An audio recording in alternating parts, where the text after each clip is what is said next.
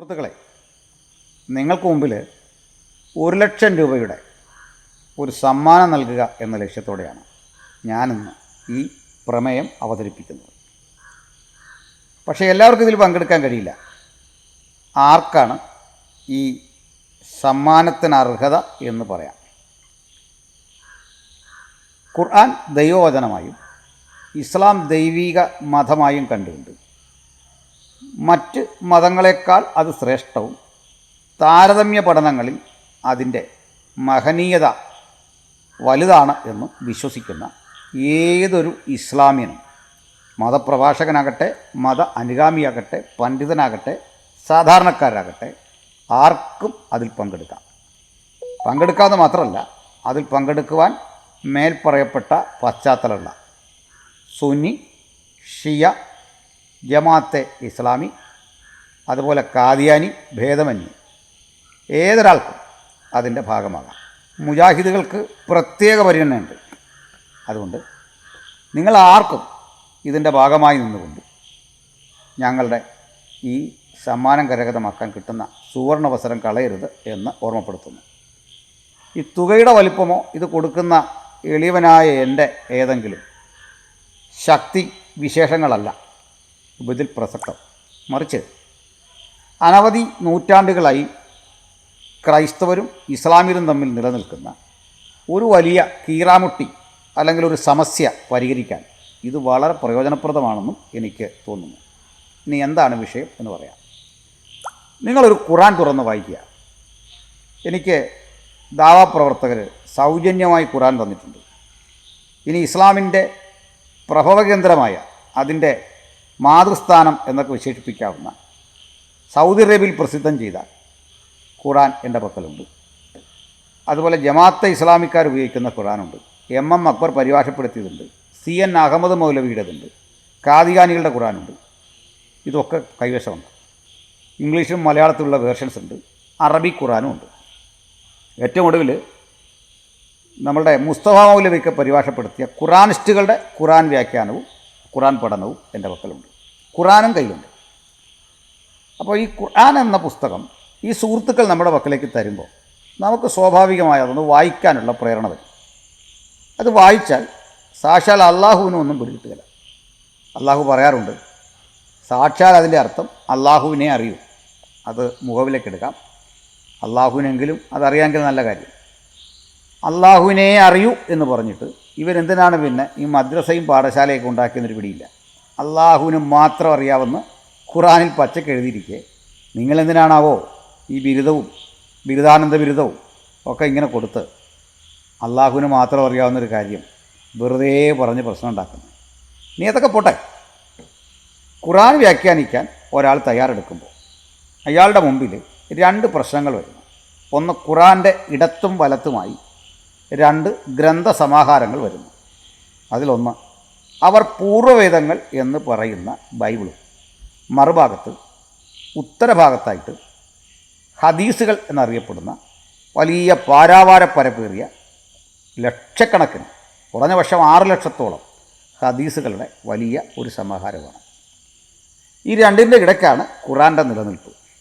അപ്പോൾ നമുക്ക് ഈ ഖുർആനിലേക്ക് കടന്ന് നിങ്ങൾക്കൊരു കാര്യം വിശദീകരിക്കണമെങ്കിൽ ഈ 2 പുസ്തകങ്ങളെ അവലംബിച്ചേ പറ്റൂ. അതിൽ ഞാൻ തൽക്കാലം ഹദീസുകളെ വിടുന്നു. കാരണം ഹദീസുകളെ അതിൽ തന്നെ അടിസ്ഥാനരഹിതമാണ്.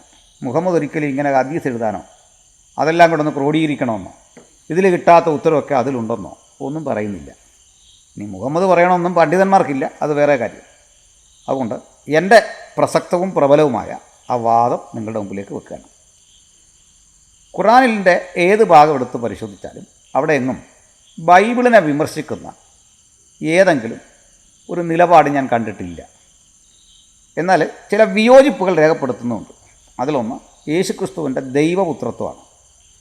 ഇനി ഇങ്ങനെ വിയോജിപ്പ് രേഖപ്പെടുത്തുന്ന ഏതെങ്കിലും ഒരു ഭാഗമുണ്ടോ എന്ന് ചോദിച്ചാൽ തീർച്ചയായിട്ടും പറയാൻ സാധിക്കുന്നത് യഹൂദന്മാർ ഉസൈറിനെ ദൈവപുത്രനെന്ന് വിളിച്ചു എന്നാണ്. ലോകത്തൊരു യഹൂദ സമൂഹവും ഉസൈർ എന്ന് പറയുന്ന എസ്രാ ശാസ്ത്രിയെ ദൈവമെന്ന് വിളിച്ചിട്ടില്ല, അല്ലെ ദൈവപുത്രനെന്ന് വിളിച്ചിട്ടില്ല. അള്ളാഹുവിനോ മുഹമ്മദിനോ അവിടെ തെറ്റുപറ്റിയിട്ടുണ്ട്. അത് പോകട്ടെ. ഗഹനമായൊരു വിയോജിപ്പൊന്നും ഖുർആൻ എവിടെങ്കിലും ബൈബിളിനെ പറ്റി പറഞ്ഞ് കേട്ടിട്ടില്ല. ഇന്നത്തെ ഒരു ദാവാക്കാരനും പറയുന്ന ഒരു വാദവും ഖുറാൻ എവിടെയും വെക്കുന്നില്ല. എക്സാമ്പിൾ, ദാവാക്കാരൻ പറയുന്ന ബൈബിളിനെതിരെയുള്ള വാദം, അതിൽ മാറ്റത്തിരുത്തലുകളുണ്ട്.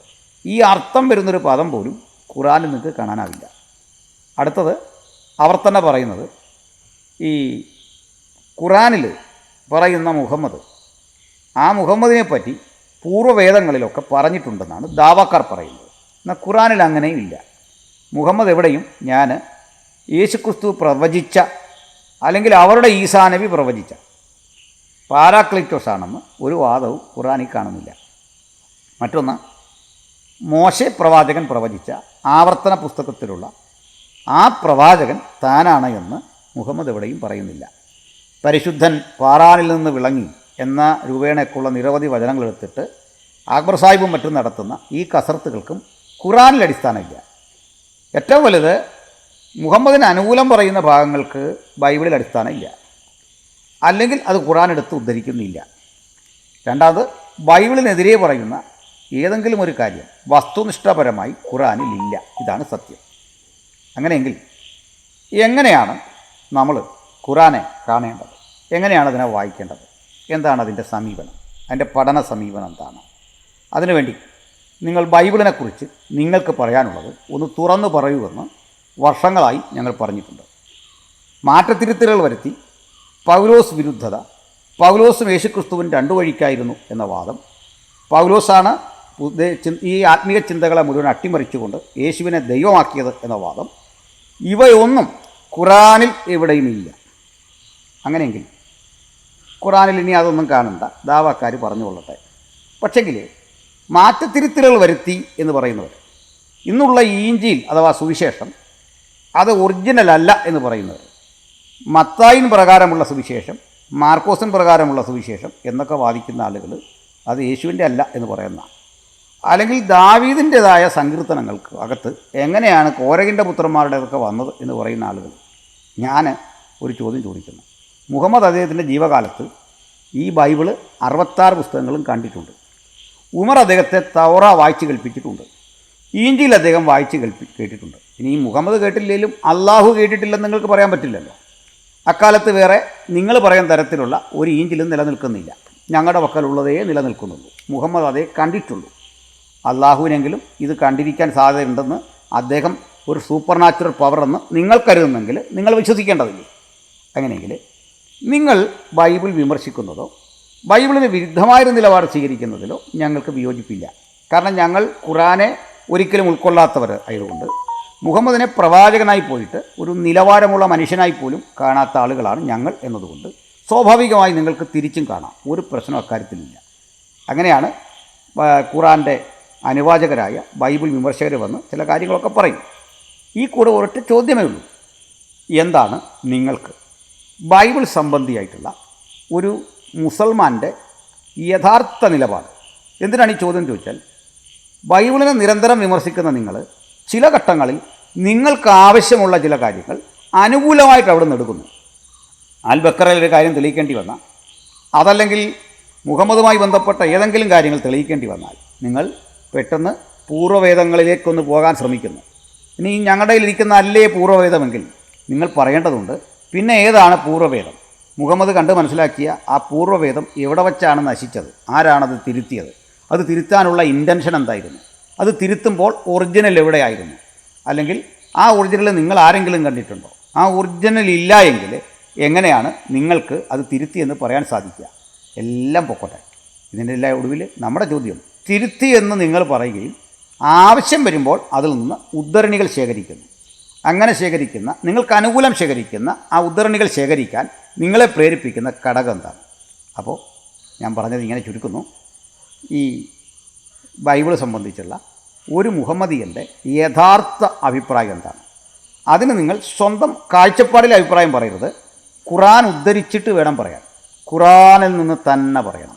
ഖുറാന് ബൈബിളിനെ പറ്റിയുള്ള നിലപാടെന്താണ്? അത് ഞങ്ങളുടെ ഇരിക്കുന്ന ബൈബിൾ പൂർവ്വവേദങ്ങളല്ലേ? അല്ലെങ്കിൽ എന്തുകൊണ്ട്? ചുരുക്കി പറഞ്ഞാൽ, ഖുറാൻ്റെ വെളിച്ചത്തിൽ ബൈബിളിനെ വേദമാണോ അല്ലയോ, അതിനെ സ്വീകരിക്കാമോ തള്ളാമോ, കുറേയൊക്കെ അതിൽ നിന്ന് എടുക്കാമോ, കുറേയൊക്കെ തള്ളിക്കളയേണ്ടതുണ്ടോ? എന്താണ് അതിൻ്റെ മാനദണ്ഡം എന്ന് ഖുറാനെ മാത്രം അടിസ്ഥാനപ്പെടുത്തി ചർച്ച ചെയ്ത് ഒരു നിലപാട് പറയാൻ ധൈര്യമുള്ള ഏതൊരു ദാവാക്കാരനും സുന്നി, ഷിയ, ജമാഅത്തെ ഇസ്ലാമി, മുജാഹിദ്, അതിൻ്റെ വിവിധ ഗ്രൂപ്പുകൾ, കാദിയാനി, ഇങ്ങനെയുള്ള എല്ലാ വിഭാഗികൾക്കതീതമായി ഞങ്ങളെ സമീപിക്കാം. ഞാൻ എൻ്റെ ഫോൺ നമ്പറും ഇവിടെ ചേർക്കുന്നു. നിങ്ങൾക്ക് വിളിക്കാം. തീർച്ചയായും ഈ മത്സരത്തിൻ്റെ ഭാഗമാകാം. ഈ വീഡിയോ പ്രസിദ്ധം ചെയ്ത് 1 മാസത്തിനുള്ളിൽ നിങ്ങൾ ഈ മത്സരത്തിൽ പങ്കെടുക്കണം. നിങ്ങൾക്ക് മുമ്പിൽ വെച്ച ഈ ചലഞ്ചുമായി എന്നെ സമീപിക്കുക. ഇങ്ങനെ മുഖാമുഖം ഇരുന്നു കൊണ്ട് എൻ്റെ ചോദ്യങ്ങൾക്ക് മറുപടി തന്നു വേണം ഈ ചലഞ്ചിൻ്റെ ഭാഗമാകാൻ. അങ്ങനെയുള്ള നിങ്ങളെ ഞാൻ ഹൃദയപുരസ്സരം ക്ഷണിക്കുന്നു. ഇതുവഴി ഞാൻ ഉദ്ദേശിക്കുന്ന മറ്റൊന്നുമല്ല, നിങ്ങളിൽ ചിലർ കാട്ടുന്ന ഇരട്ടത്താപ്പ് അവിടെ അവസാനിപ്പിക്കണം. നിങ്ങൾ ഒന്നുകിൽ ബൈബിളിനെ പൂർണ്ണമായി തള്ളിപ്പറയുക, കാരണം അതല്ല പൂർവ്വവേദമെങ്കിൽ. അല്ല എങ്കിൽ നിങ്ങൾ അതിനെ ഭാഗികമായി ഉൾക്കൊണ്ടിട്ട് തിരസ്കരിക്കുന്ന ഭാഗങ്ങൾ ഏതൊക്കെയെന്ന് കാട്ടിത്തരിക. 3, അതല്ലെങ്കിൽ നിങ്ങൾ പൂർണ്ണമായി അതിനെ അംഗീകരിക്കുക. ഈ 3-ൽ ഒന്നുമല്ലാതെ നിങ്ങൾക്ക് എങ്ങനെയാണ് നിൽക്കാൻ കഴിയുക? നിങ്ങൾ എടുക്കുന്ന ഈ 3 നിലപാടിലും കൃത്യമായി ഖുറാൻ്റെ പിൻബലം നിങ്ങൾക്കുണ്ടാവണം. ഖുറാനോ മുഹമ്മദോ അള്ളാഹു അനുവദിക്കാത്തത് ചെയ്യാൻ നിങ്ങൾക്ക് അവകാശമില്ല എന്നും ഞാൻ ഓർമ്മപ്പെടുത്തുന്നു. ചുരുക്കി പറഞ്ഞാൽ, നിങ്ങൾ 100 ചോദ്യങ്ങളോടെ ഞങ്ങളുടെ അരികിൽ വരുമ്പോൾ നിങ്ങളോട് വാസ്തവത്തിൽ സഹതാപം തോന്നുന്നു, അങ്ങേയറ്റം സഹതാപം. അതിന് ഒട്ടേറെ കാരണമുണ്ട്. എത്ര മറുപടി പറഞ്ഞാലും ഉത്തരം വന്നില്ല എന്ന് ആവർത്തിക്കുന്ന മുഹമ്മദ് ഈസ, അദ്ദേഹത്തിൻ്റെ കുറേ പാപം സുഹൃത്തുക്കൾ.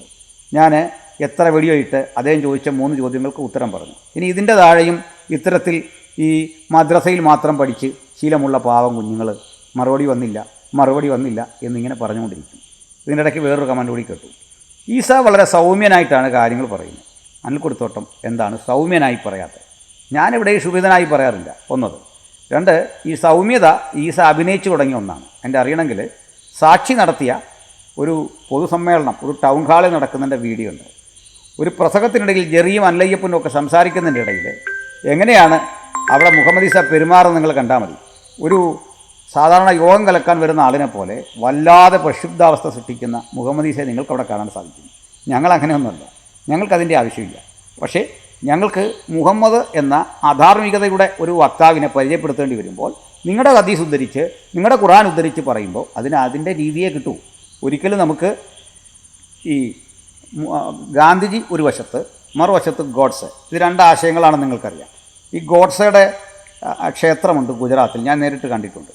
അത് ഗോഡ്സെ ദൈവമായി കാണുന്ന ആളുകളാണ്. ഇനി മഹാത്മജിയെ ബഹുമാനിക്കുന്ന ഒത്തിരി പേരുണ്ട്. ഈ 2 കൂട്ടർ തമ്മിൽ സംവാദം നടത്തുമ്പോൾ ഈ ഗോഡ്സയുടെ ക്രൂരത പറയുമ്പോൾ മഹാത്മാഗാന്ധിയുടെ ആളുകളോട് പറയുകയാണ്, എന്താണ് നിങ്ങളിത് പറയുമ്പോൾ ഒരു സൗമ്യതയില്ലാത്ത, ഞങ്ങൾ മഹാത്മാഗാന്ധി ഇത്ര നേരം വിമർശിച്ചോ? മഹാത്മാഗാന്ധി ഒന്നും അനാദരിച്ചില്ലല്ലോ, അദ്ദേഹത്തോടൊരു വിയോജിപ്പുണ്ടായിരുന്നു, അതുകൊണ്ട് വെറുതെ ഒന്ന് വെടിവെച്ച് വന്നു എന്നൊരു കക്ഷി പറഞ്ഞില്ലേ? ഗാന്ധിജിയെ വെറുതെ ചുമ്മാ ഒന്ന് വെടിവെച്ച് വന്നു, ഞങ്ങളതെല്ലാം ചെയ്തോളൂ, ഞങ്ങളൊന്നും ആക്ഷേപിച്ചില്ലല്ലോ.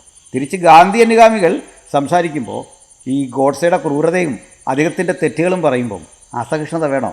ഗോഡ്സെയാണ്, മഹാത്മജിയാണ്. ഇതുപോലെ യേശുക്രിസ്തുവും സുവിശേഷവും അതിൻ്റെ പരിപാവനതയും അതിൻ്റെ നിസ്തുല്യതയും സൂക്ഷിക്കുന്നു. പക്ഷേ മുഹമ്മദ് മാത്രം, മുഹമ്മദിനേക്കാൾ വളരാൻ മുഹമ്മദിന് സാധിക്കില്ല. മുഹമ്മദിനേക്കാൾ വളർന്നവരാണ് ലോകത്തിലെ സകല മുസ്ലിങ്ങളും. അവർ നല്ല മനുഷ്യരാണ്, അവർക്കൊത്തിരി ആദരവിന് അർഹതയുണ്ട്. അത് കുറേ തീവ്രവാദികളും മോശപ്പെട്ടവരുണ്ടെങ്കിലും അവരൊന്നും മുഹമ്മദിനോളം വളർന്നിട്ടില്ല. ഞാൻ കണ്ടതിൽ, പഠിച്ചതിൽ, ചരിത്രത്തിൽ ഇത്രയും മാനവ സമൂഹത്തെ കളങ്കപ്പെടുത്തിയ, യാതൊരു ധാർമ്മികതയുമില്ലാത്ത, യാതൊരു യുക്തിബോധമില്ലാത്ത ആശയങ്ങൾ സമൂഹത്തെ പഠിപ്പിച്ച ഒരേ ഒരാൾ മുഹമ്മദാണ്. ബാക്കി മുമ്പും പിമ്പുമുള്ള ആളുകളൊക്കെ പരതിയാൽ ആ നിലവാരം, മുഹമ്മദിൻ്റെ അത്രയും അധപ്പതിച്ച നിലവാരത്തിലേക്ക് ആരും എത്തുന്നില്ല. അതിന് സങ്കടപ്പെട്ടിട്ടൊന്നും കാര്യമില്ല. നിങ്ങളുടെ ഈ അവസ്ഥയിൽ ഞങ്ങൾക്ക് ദുഃഖമുണ്ട്. കാരണം നിങ്ങൾ ഖുറാൻ വായിച്ചിട്ടില്ല, അല്ലെങ്കിൽ ഹദീസുകൾ പഠിച്ചിട്ടില്ല. ഹദീസിലും ഖുറാനിലുമുള്ള ആളാണ് സാക്ഷാൽ മുഹമ്മദെങ്കിൽ അദ്ദേഹം പ്രവാചകൻ പോയിട്ട് ഒരു ശരാശരി മനുഷ്യൻ പോലുമല്ല. ജാഹിലിയക്കാലത്തെ കാട്ടറബികൾ പോലും ചെയ്യാനറയ്ക്കുന്ന കർമ്മങ്ങളിലൂടെ മാനവകുലത്തെ, ചരിത്രത്തെ ഇത്രയും പിന്തിരിപ്പനായ ഒരു കാലഘട്ടത്തിലേക്ക് നയിച്ച വ്യക്തിയാണ് മുഹമ്മദ്. അതുകൊണ്ട് ഞങ്ങളുടെ ലക്ഷ്യം മുഹമ്മദിനെയും ഇസ്ലാമിനെയും കുറിച്ചുള്ള ഇത്തരം കാര്യാദികൾ നിങ്ങളുടെ ഗ്രന്ഥങ്ങളിലെ തെളിവുകൾ ഉദ്ധരിച്ച് സമൂഹത്തെ ധരിപ്പിക്കുക എന്നതാണ്. അതിനിടയ്ക്ക് നിങ്ങൾ പറയുന്ന മറുപടികളിൽ ബൈബിൾ വിമർശനമുണ്ടെങ്കിൽ ഒരസഹിഷ്ണുതയില്ല. തിരിച്ചിതുപോലെ ഒരു ചോദ്യം ഞാൻ നിങ്ങളുടെ മുമ്പിൽ വെക്കുന്നു. നിങ്ങൾ സമ്മാനമൊന്നും തരണ്ട.